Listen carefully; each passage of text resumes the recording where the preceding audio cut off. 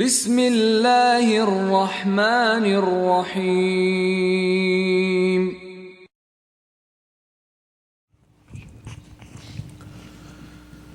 لا حول ولا قوة إلا بالله العلي العظيم أعوذ بالله من الشيطان الرجيم بسم الله الرحمن الرحيم الحمد لله رب العالمين بارئ الخلائق أجمعين خالق السماوات والأرضين ثم الصلاة والسلام على عبده ورسوله وحبيبه وصفيه أشرف الأنبياء والمرسلين الذي سمي بالقرآن بالطه وياسين والمزمل والمدثر أبي القاسم محمد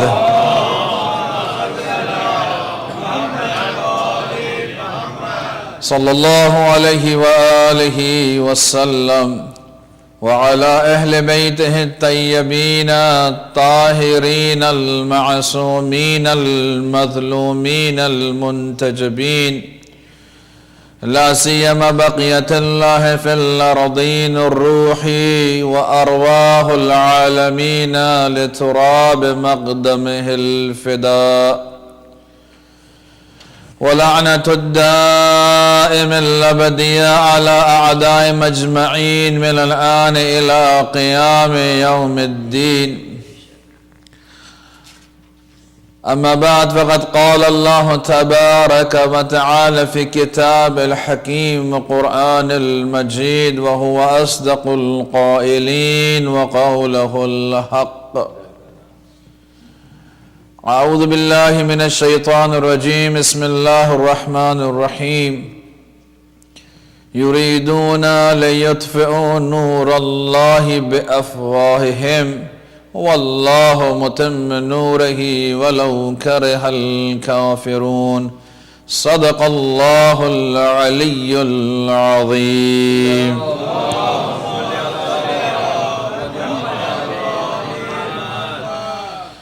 السلام عليك يا وارث آدم صفوة الله السلام عليك يا وارث نوح النبي الله السلام عليك يا وارث إبراهيم خليل الله السلام عليك يا وارث موسى كليم الله السلام عليك يا وارث عيسى روح الله السلام عليك يا وارث محمد حبيب الله السلام عليك يا وارث علي المرتضى السلام عليك يا وارث فاطمة الزهراء سلام الله عليها صلوات محمد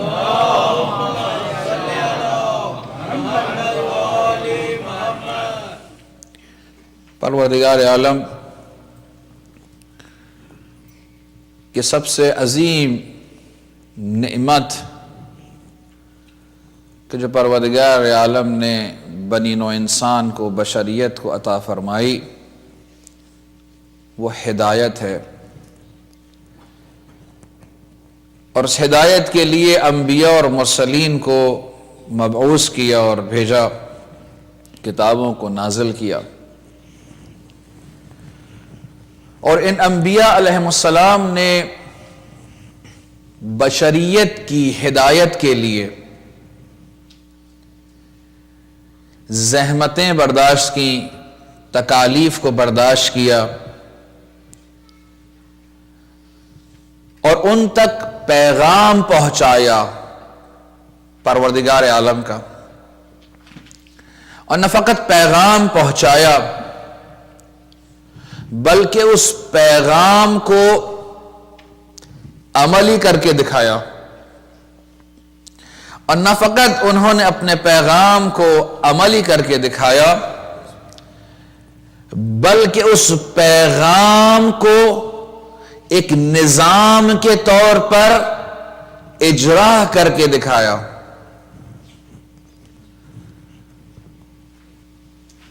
اگرچہ کہ ایک محدود منطقے میں اور علاقے میں حکومت عدل الہی کا قیام ہوا، جیسے کہ حضرت سلیمان علیہ السلام نے کیا، جیسے کہ حضرت داؤد علیہ السلام نے اپنے معاشرے میں عدل و انصاف کو برقرار کیا، جس طرح سے کہ مدینے میں رسول خدا محمد مصطفیٰ صلی اللہ علیہ وآلہ وسلم نے کیا.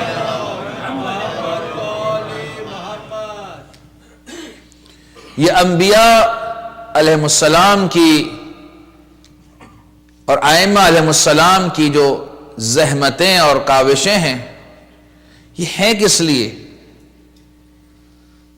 اس لیے کہ یہ ہم ان کا ذکر کریں اور ذکر کر کے یہ سمجھ لیں کہ ہم بس بخش لیے گئے ہیں. صرف ذکر سے نہیں ہوتا ہے. اور ضرب المثل کو اپنے ذہن میں رکھیے گا کہ جو پہلے بھی آپ کے سامنے پیش کی، کہ صرف حلوہ کرنے سے منہ میں مٹھاس نہیں آتی ہے، لیکن پروردگار نے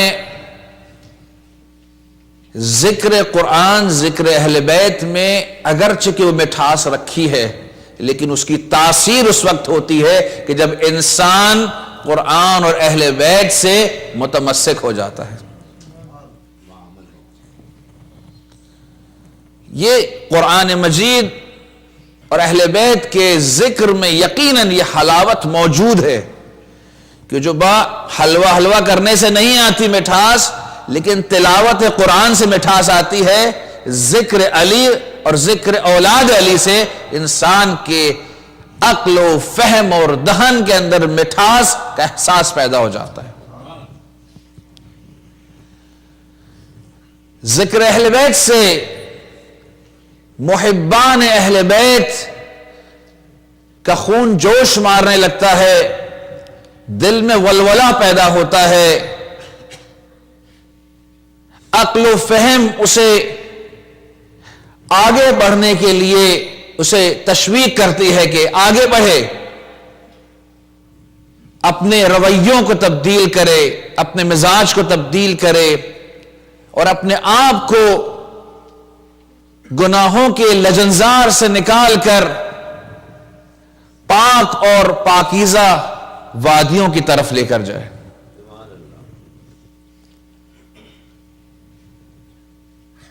If we try to connect the discussions which we are discussing about the prophets and how Imam Hussein alayhi salam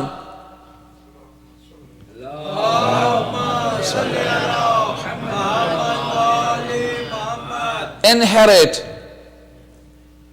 the same responsibility and of course the elevated place of those prophets, we will see that the way Hazrat Ibrahim alayhi salam, when we say Assalamu alayka ya waritha Ibrahim Khalilillah, do you know that why Hazrat Ibrahim was given the title of Khalil, a friend of Allah? There have been several narrations. One of the narrations tells us that it is because of his generosity that he used to invite people on food, or rather it's been said that he never had his food, his lunch or dinner without a guest. It's really surprising, and for people like us, it's practically impossible. We say, no, it's not possible, that how can we invite people? I just met one trader in Qom when I was in Qom. He used to live nearby my house. He was at a little store over there. In the times like Ashura or Arba'in or Nowruz, when there have been lots of Zairin over there and there was no place in hotels, so he used to go to the Haram and ask people that, do you have the place? If you don't have, come with me. And every day he used to bring some people. But of course it was for a few days. But Hazrat Ibrahim used to have guests every day. And another thing, which is, although it's very much possible for all of us, but somehow we are ignorant to those things. What was that? The second point. The second quality which Hazrat Ibrahim alayhi salam possessed, that he used to offer his prayers, his salat, when everyone was in his bed. That is Salatul Layl.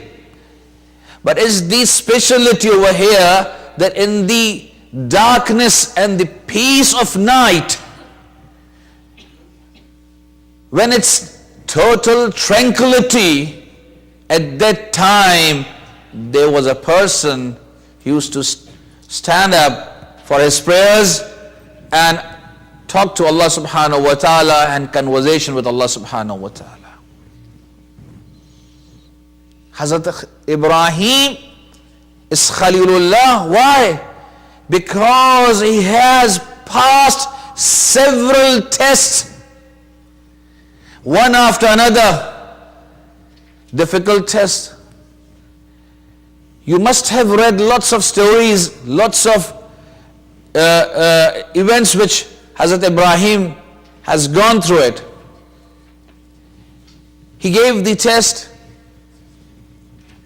that he has to leave his son, which was being born when he was almost disappointed to have a son, that in an elderly age.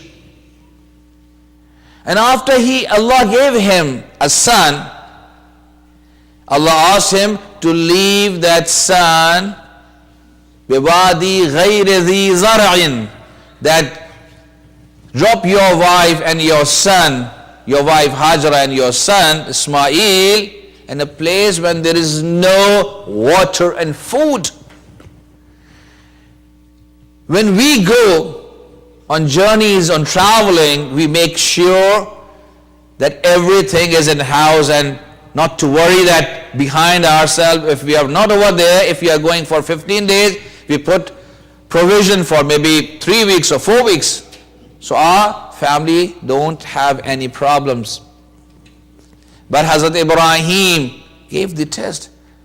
It shows his belief in Allah subhanahu wa ta'ala, that when Allah has said, leave this son over there, so what he did, he was on his horse. He left them and not even came down from the horse. He remained on his horse and just left his wife and son in that place. Another, so on, that he was being asked to build Kaaba.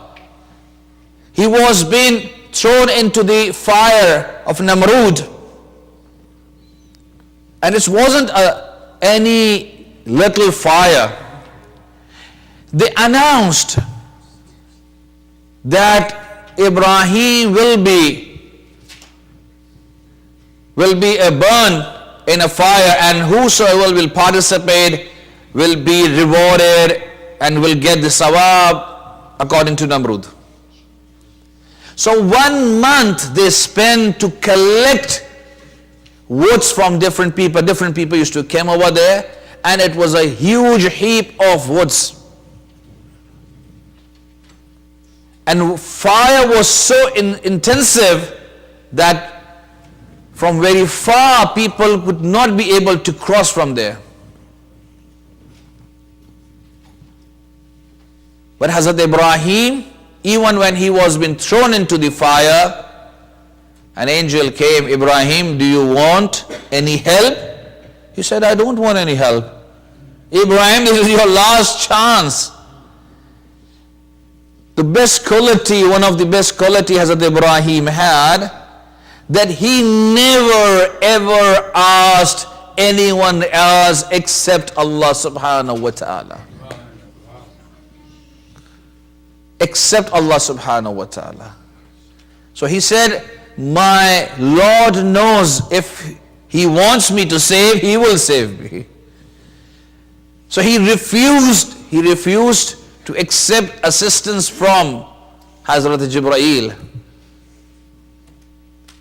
And when we come to Imam Hussain alayhi salam, and let's say Salawat Muhammad wa alayhi.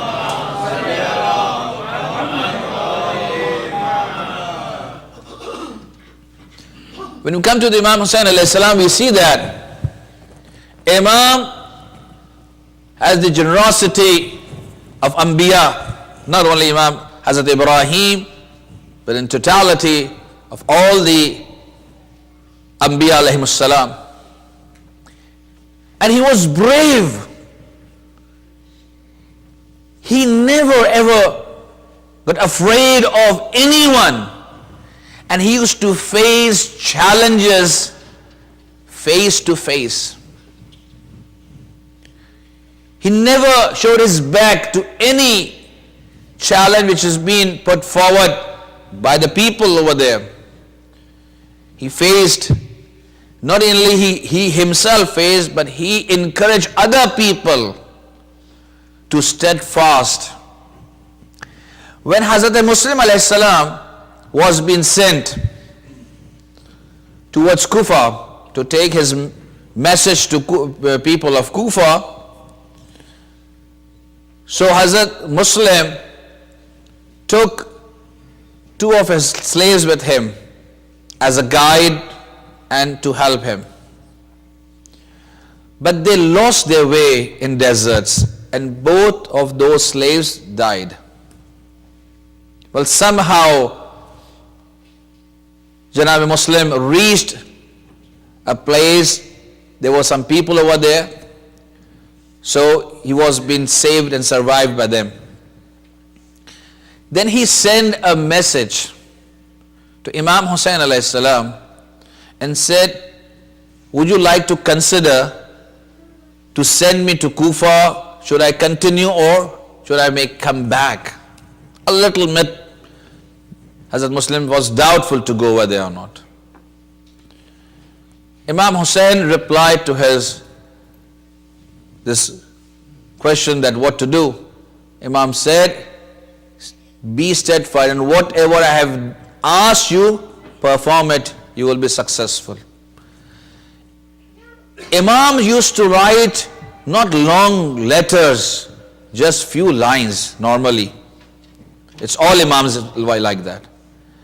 And Hazrat Muslim took it as a revelation, a divine revelation, and he then carried on his message to Kufa. So it's not that he used to strengthen himself by the spiritual gain from Allah subhanahu wa ta'ala, but also strengthen other people who were around himself. And this is called a leadership. A leader is not someone who is brave himself, who is strong himself only, or he is the only one who is very knowledgeable or intellectual. No, a leader, true leader, is someone who translates his bravery to others, who is able to impart knowledge to others and bring them close to himself and elevate their level to his own position. To bring them, to make them, because if they have a distance in knowledge and intellect and bravery, so then they won't be able to come and work together. And alone a leadership cannot do anything. So you have to bring among yourself, in your group, people who can assist you, but you have to elevate the position in ilm, in taqwa, in good deeds, and other things. And some of those, even Dr. Saab also mentioned that we have to participate, yes, like that. It's not just coming over here and doing nothing. No, it's the participation in any positive work, regardless it's over here or somewhere else. That a true follower cannot sit just like that and see people they are doing. No, they are doing their job. Other people are doing their job. What I am doing, have I fulfilled my obligation or not? Now Hazrat Ibrahim, what were the challenges Hazrat Ibrahim faced? Quran says, Kana Ibrahim ummatan wahida. Hazrat Ibrahim alone was entire nature himself. Why? How come? Because he took all the responsibility to perform all those chores which used to be on the nation. That he promoted Tawheed, oneness of Allah. He gave the concept of hereafter. He took the challenge to improve the level of his society and bring that society from darkness toward the guidance and light of Allah subhanahu wa ta'ala. Qali salawat Muhammad wa alihi.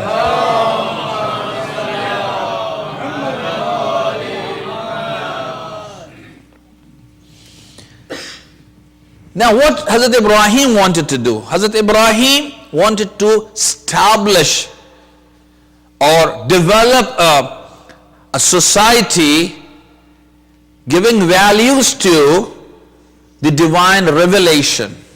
Divine revelation. He wanted to create a divine, a holy, an Islamic society. Just to elaborate that how this society could be created, there are 5 common components to develop Islamic and a society based on justice. What are the 5 components? One is the family system and family structure. Second, educational system. Third, financial and economic system. Fourth, judiciary system. And fifth is the administrative and political system.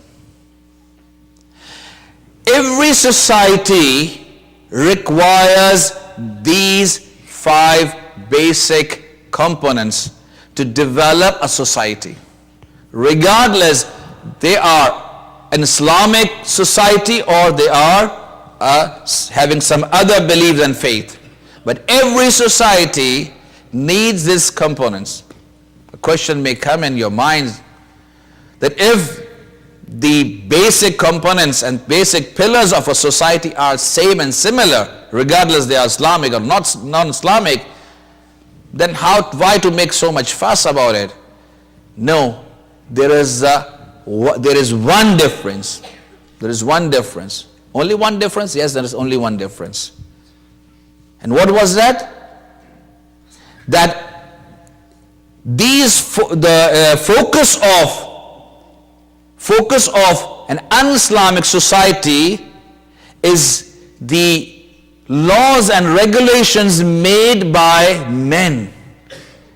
But all these systems are focused and revolves around one thing, that is Tawheed. That if an Islamic society, if they have an education system, they will take it from Allah subhanahu wa ta'ala, from the teachings of Quran and Ahlul Bayt alayhimus salam.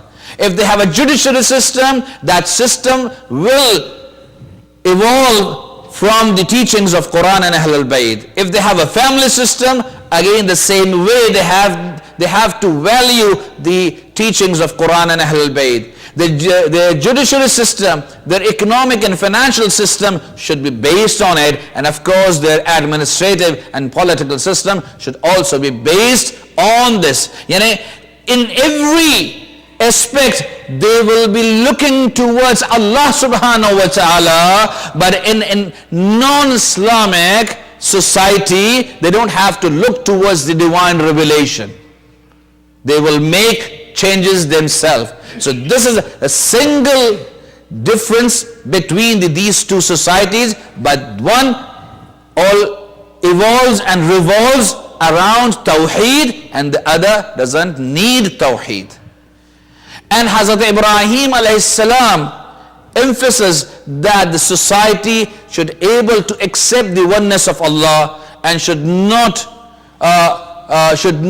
submit themselves and worship to those idols. And that's how he tried several times. And Hazrat Imam Hussain alayhi salam, being his successor, he inherited the responsibility to develop a society based on Tawheed. People were offering prayers. People were fasting when the event of Karbala took place. Remember this. They used to recite Quran. As I mentioned before, even in the Yazid's army, there were people, they were offering their prayers. Then what's the difference? There's a big difference. Their namaz, their salat did not have tawheed in that. They did not revolve around the divine revelation. If they had, they were being the followers of Imam Hussain alayhi salam. Because Imam was not being elected, rather he was being selected by Allah subhanahu wa ta'ala. And if they were being true followers of Allah subhanahu wa ta'ala and true believers of Allah subhanahu wa ta'ala, they must have be revolving around the wilaya and imamat of Imam Hussain alayhi salam.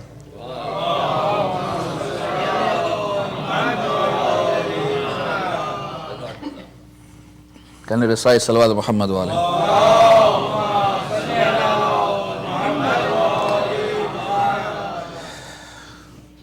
नारे हैदरी लगाने वाला यहाँ पे कोई भी नहीं है.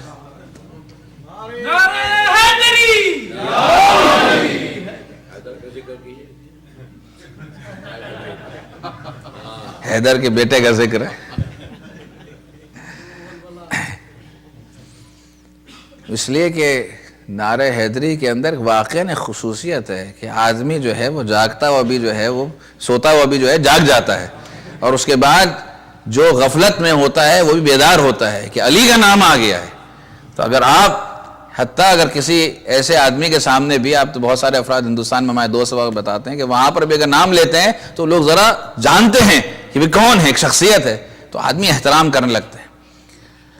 सलावत पढ़े मोहम्मद वाले होंगे.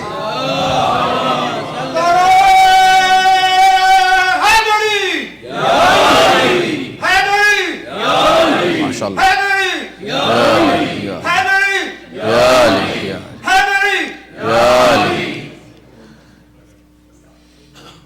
So when we see into the actions which has been taken by Imam Hussain alayhi salam and the steps he has taken and the sermons which we get from history, that which he delivered from Medina to Karbala and itself in Karbala itself in front of the enemy, and try to guide them and save them from the fire of hell. Even when each and everyone was been martyred, or when he only himself was been left, again he tried his level best. And not only in the beginning of his attack when he entered into the battlefield, no, even in the middle of of the event, he also delivered sermons and tried to guide them. Can you recite Salawat ala Muhammad wa ali Muhammad?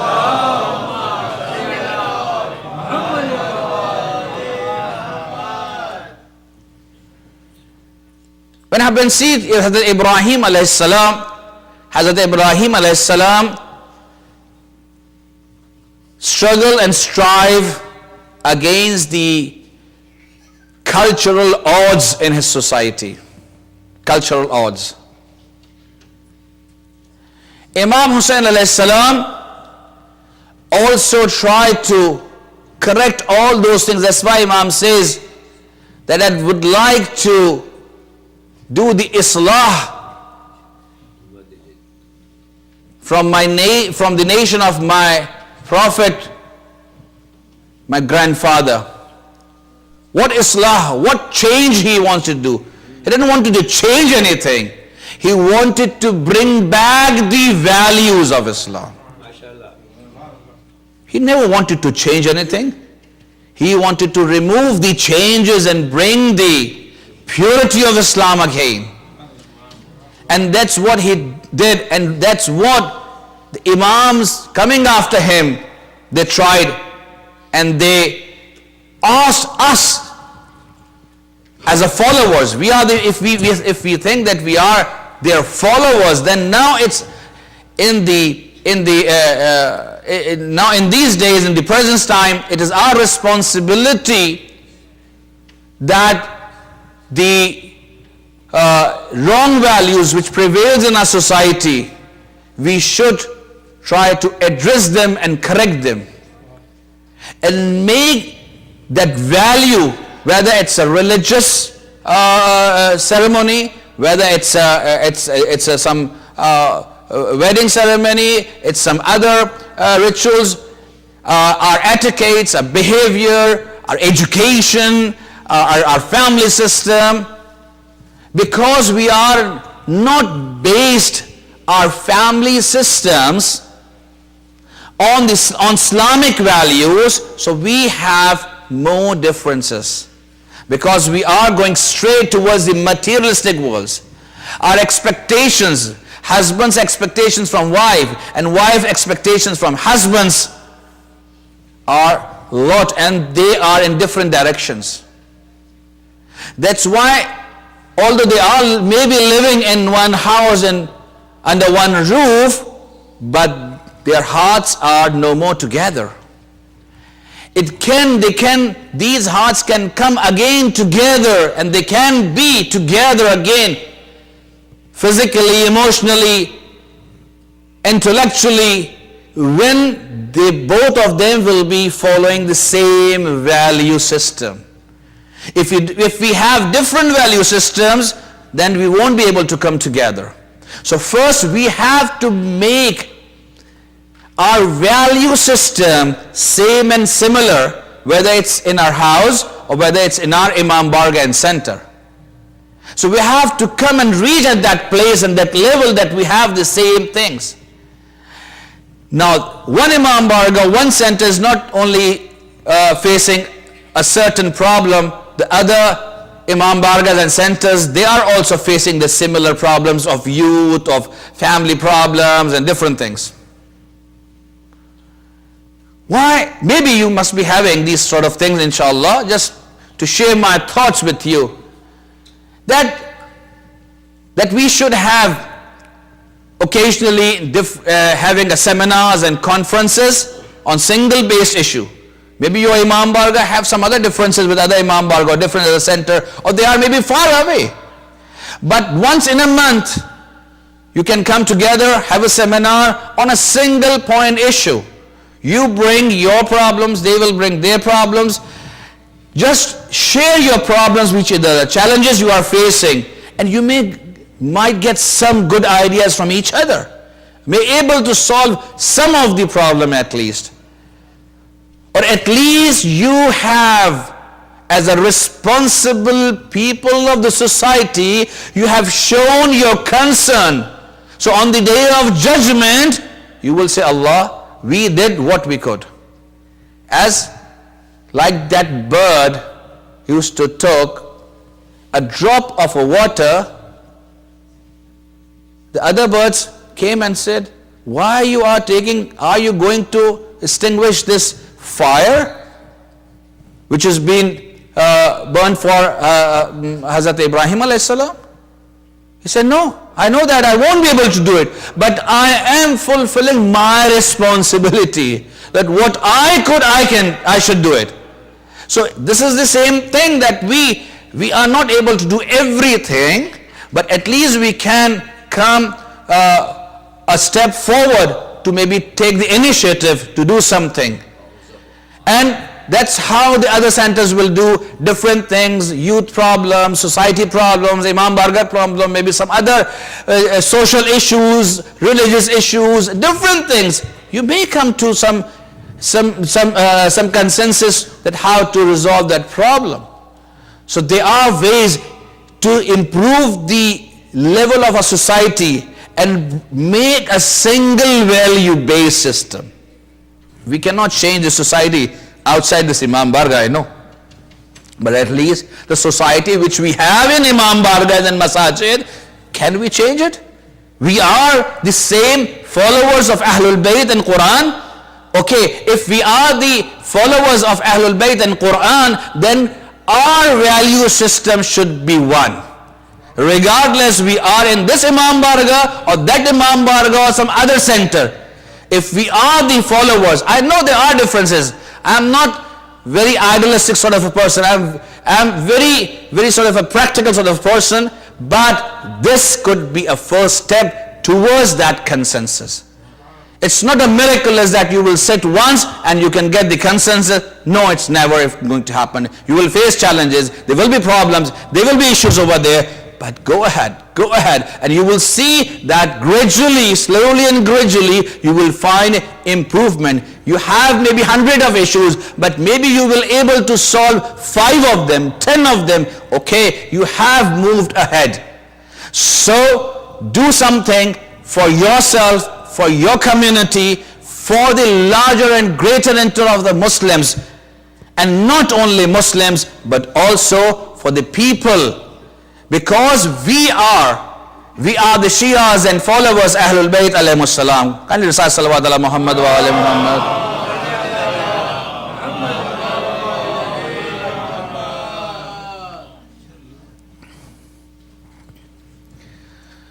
Recite one salawat more.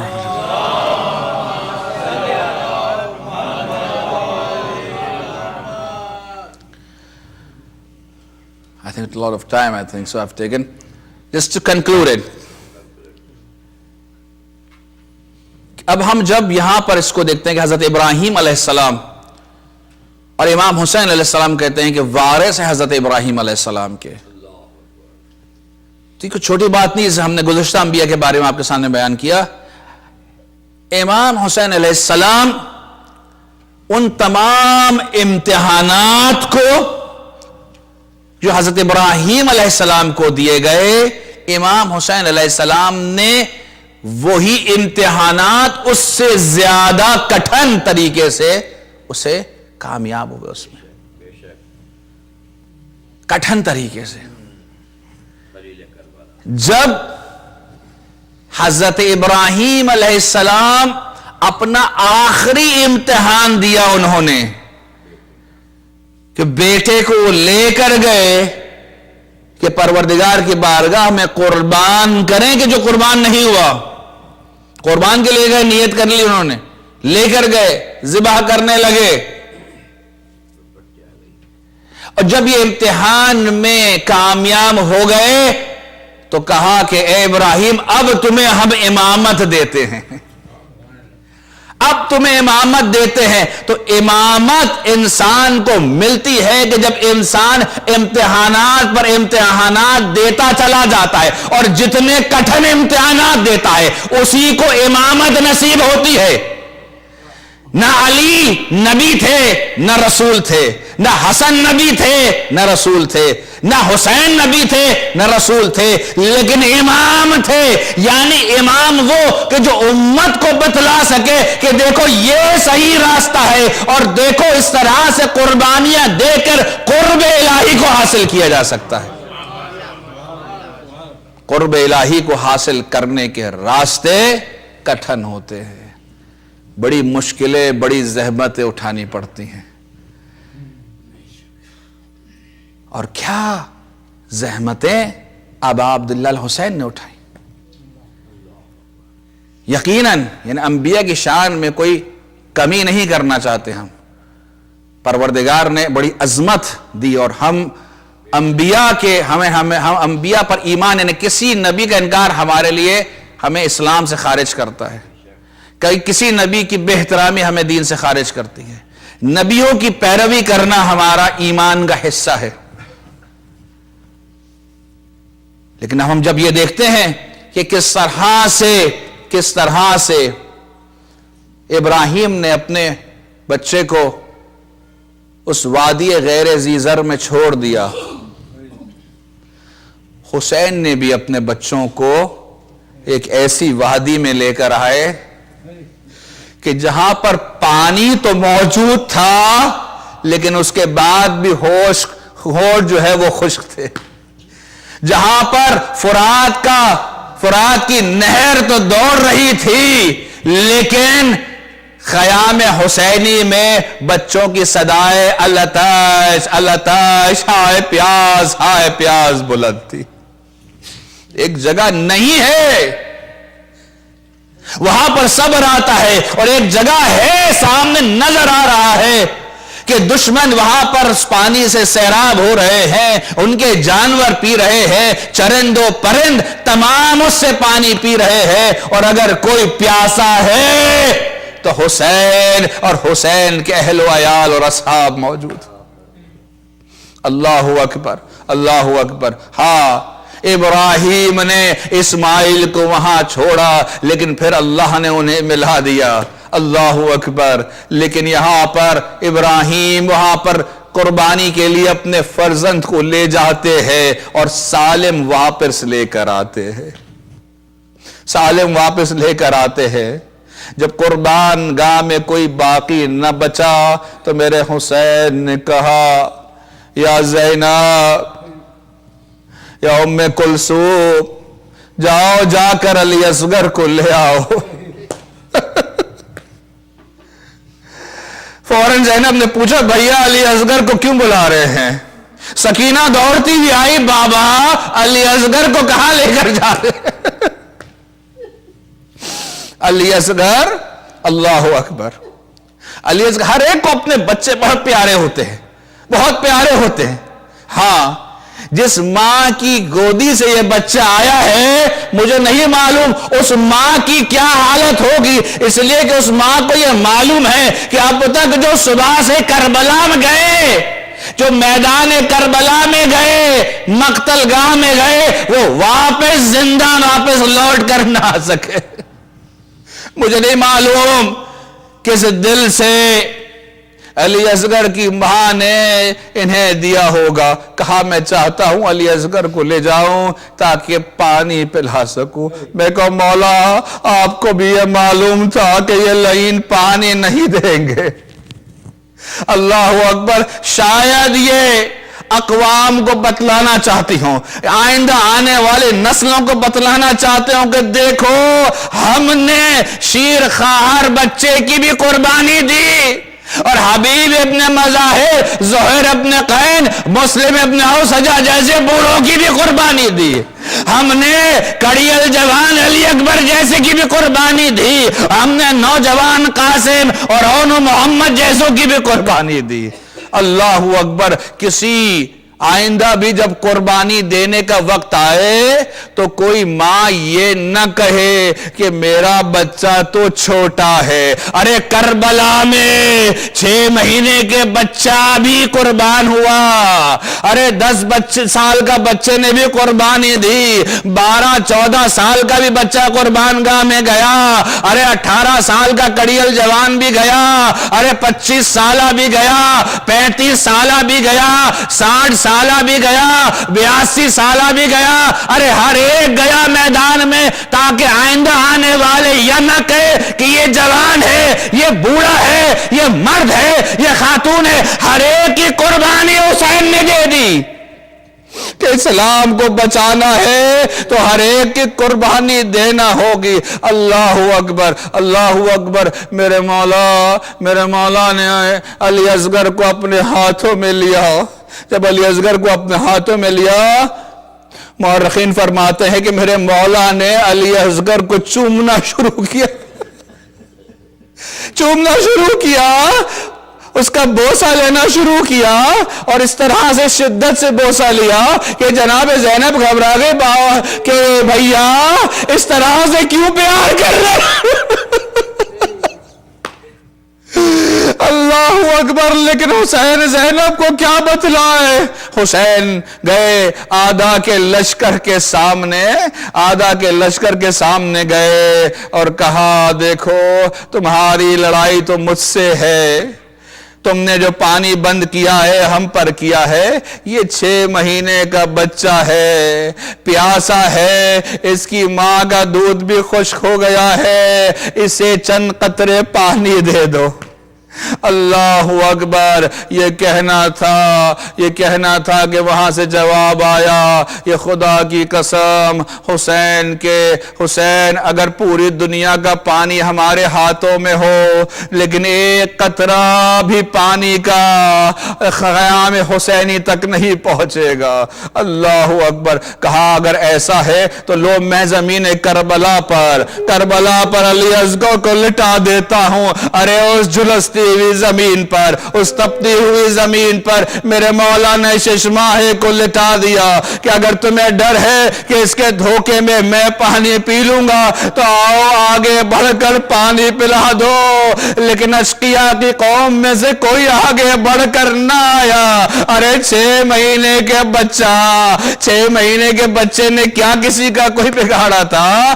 اللہ اکبر. حسین آگے بڑھے، علی اصغر کو اپنے باہوں میں لیا، علی اصغر کا بوسہ لیا اور کان میں کچھ کہا. نہیں معلوم کیا کہا، مورخین بیان نہیں کرتے کہ کیا فرمایا، لیکن ہاں حسین کا کچھ کہنا تھا کہ علی اصغر نے اپنی ننھی سی زبان اپنے خشک ہونٹوں پر جو پھیری.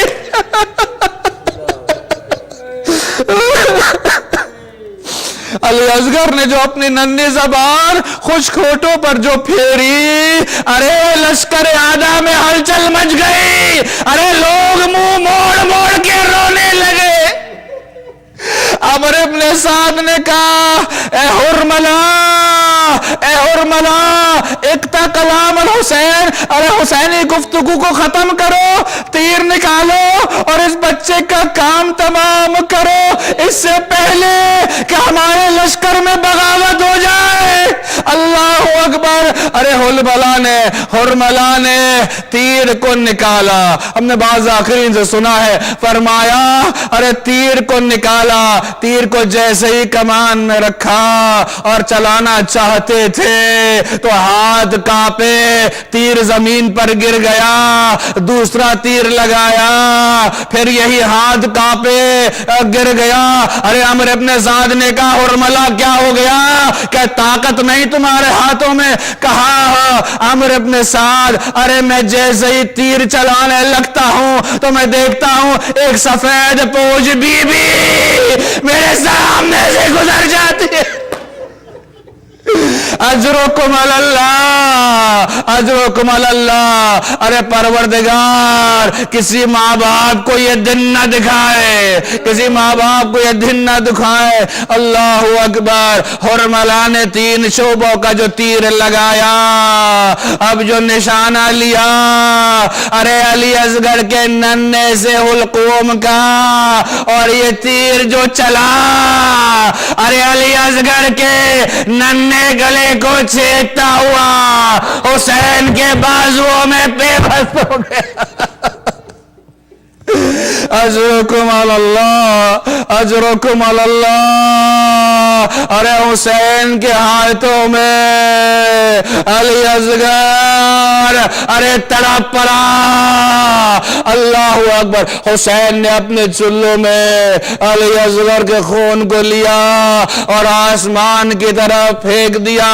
کہا پروردگارا گواہ رہنا اس امت نے تیرے نبی کے نواسے کے ساتھ کیا سلوک کیا ہے. امام جعفر صادق فرماتے ہیں خدا کی قسم خون کا ایک قطرہ بھی واپس پلٹ کر زمین کے طرف نہ آیا. اللہ اکبر اللہ اکبر. حسین حسین اب اس 6 ماہے بچے کو ارے جس کے لیے سکینہ بھی منتظر ہے, زینب بھی منتظر ہے, ام کلثوم بھی ہے, رباب بھی ہے, دیگر بیبیاں بھی ہے, انتظار میں ہے کہ بچہ اب آئے گا, پانی پی کر آئے گا, کم سے کم بچے کی تو پیاس بجھ جائے گی. لیکن شاید خیمے میں نہیں معلوم ارے پیاس تو بجھی ہے لیکن پانی سے نہیں, ارے خون دے کر پیاس بجھی. اجرکم اللہ. حسین آگے بڑھے, خیمے کی طرف آگے بڑھے, آگے بڑھتے تھے پیچھے ہٹتے تھے پھر آگے بڑھتے تھے. حسین نے کہا میں اپنی مسکی ماں کو کیا جواب دوں گا. اللہ اکبر. بس حسین نے سوچا کہ اس بچے کو میں دفنا دیتا ہوں, میں دفنا دیتا ہوں. میرے مولا خیمے کے پیچھے گئے, خیمے کے پیچھے گئے, اپنی ذوالفقار سے ایک ننھی سی قبر کو کھودا اور علی اصغر کو وہاں دفنا دیا. میں کہوں مولا علی اصغر کو کیوں دفنا دیا. اللہ اکبر. شاید یہ ندا آئے کہ جب لاشیں پامال کیے جائیں گے تو ممکن ہے علی اصغر کے لاشیں کو چھوڑ دیا جائے, لیکن میرا سلام ہو, میرا سلام ہو علی اصغر پر, میرا سلام ہو حسین پر.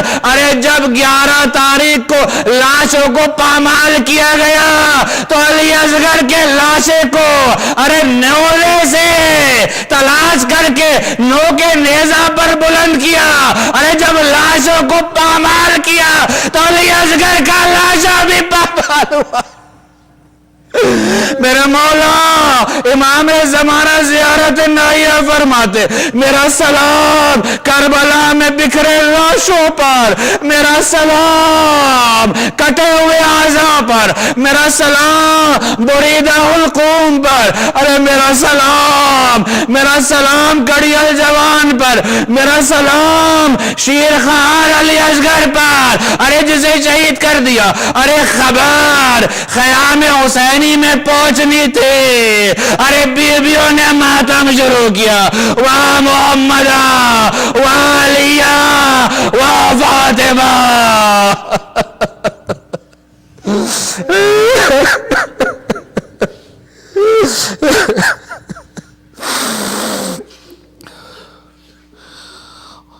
السلام علیکم یا ابا عبداللہ وعلى الأرواح التي حلت بفنائك عليك مني سلام الله أبدا ما بقيت وبقي الليل والنهار ولجعله الله آخر العهد مني لزيارتكم. السلام على الحسين وعلى علي بن الحسين وعلى أولاد الحسين وعلى أصحاب الحسين.